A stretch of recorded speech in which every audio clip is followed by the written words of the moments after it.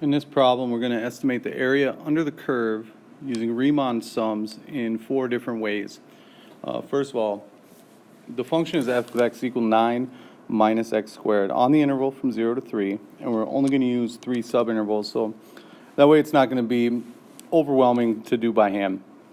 So if we're going to find the left end sum, we take our interval from 0 to 3 and subdivide it into 3 subintervals. First of all, we recognize that our width of each subinterval is going to be the entire length of the interval, 3, divided by our 3 subintervals, so each one is 1. Basically, what that means for us is we are going to draw a bunch of rectangles. Right? And our first rectangle is going to have the base of 1. Now, where this rectangle comes in is this is a left end sum, so I'm going to draw the rectangle from the left side. And this would be the area that we're going to find. My next rectangle, it covers the next subinterval from 1 to 2, so I'm going to draw it from the left side, from that 1, over to 2. And the third rectangle starts on the left side of the last subinterval and goes over to 3, and there we are. Now, to actually calculate that left end sum, we recognize that I got 3 rectangles. I'm going to find the area of all of them and add them together. The base of all those rectangles is 1. The height of each of those rectangles is going to be a functional value. I've got 3 of them that I'm going to add together, so I'm going to just get them ready real quick. And the height of the first rectangle, since it comes from the left side of the interval, is going to be the functional value when x is 0. My second rectangle comes from the left side of the second subinterval, so when x is 1. And the third one, of course, comes from the left side of the last subinterval. That's when x is 2. So now when we calculate, it's going to be 1 times f of 0, that's 9, f of 1 is 8, and f of 2 is 5. That means the estimate of this area is going to be 22 square units. Now if we're going to do the same thing, find Riemann sums, except do it from the right end, first we identify our delta x again, and that is that the entire interval, 3, from 0 to 3, divided by our 3 subintervals gives us still a delta x of 1. That delta x is the base of each rectangle that we're about to draw.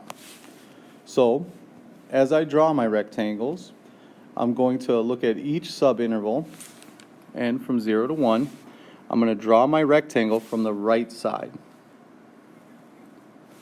And when we go from 0 to 2, I'm going to draw my rectangle from the right side, from 2.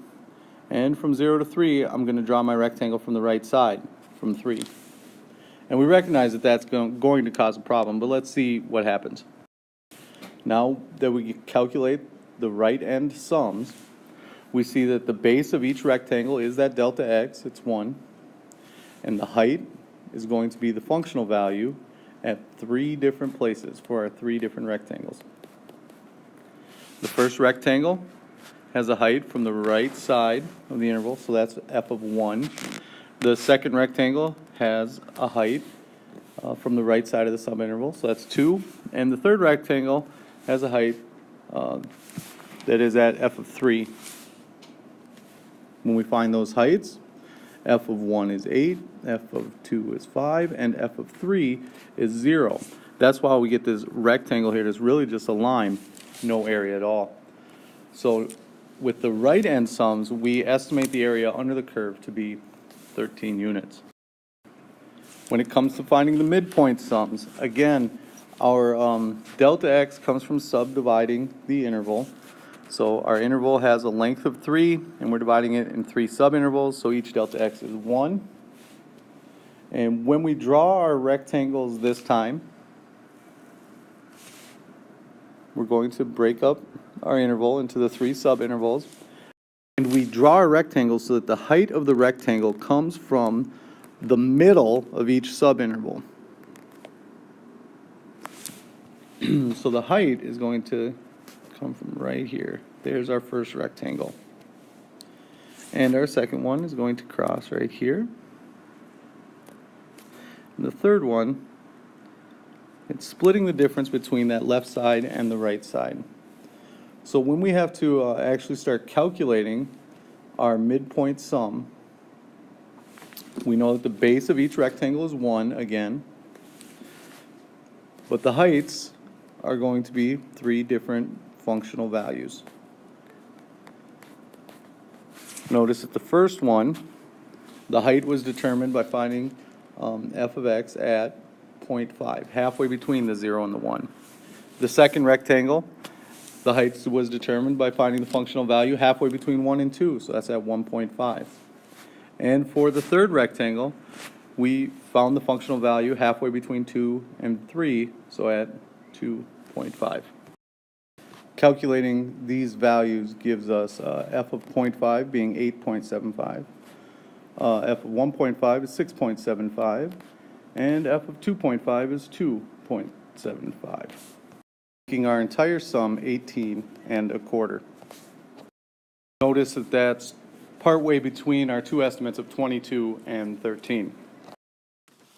Now when it comes to estimating the area under the curve using a trapezoidal Riemann sum, we're going to need to remember the formula for the area of a trapezoid, which is 1/2 times the sum of the bases times the height. And when we're subdividing our interval from 0 to 3, and we're going to create our trapezoids, it's the two vertical sides that end up being the bases. And it's the delta x, our delta x being 1 again, that is the height for each of our trapezoids.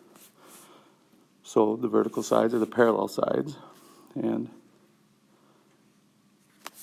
the height of each trapezoid is going to be delta x. So let's start setting it up. The trapezoidal sum, since everything is multiplied by 1/2 and the height is the same for every one, we'll go 1/2 times that delta x. And then think about each triangle. For the first triangle, our two sides are going to be at f of 0 and f of 1. For the next trapezoid, it'll be f of 1 and f of 2. And for the last trapezoid, it's going to be f of 2 and f of 3.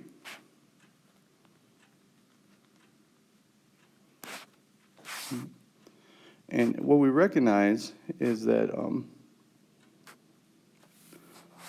as we look through our expression, I have one f of 0 and one f of 3. But the f of 1s show up twice and the f of 2s show up twice. So we've been setting it up like this. We would find the functional value at 0, which is 9. And since there are two f of 1s, that means the functional value at 1 is 8. And I'll just double it. Functional value at 2 is going to be 5, and so there are 2 of them. And we'll double it. But there's only one f of 3, and that's at 0. Now that we have all the values, it comes down to just calculating everything. 9 and 16 and 10 gives us 35/2, or that 17.5.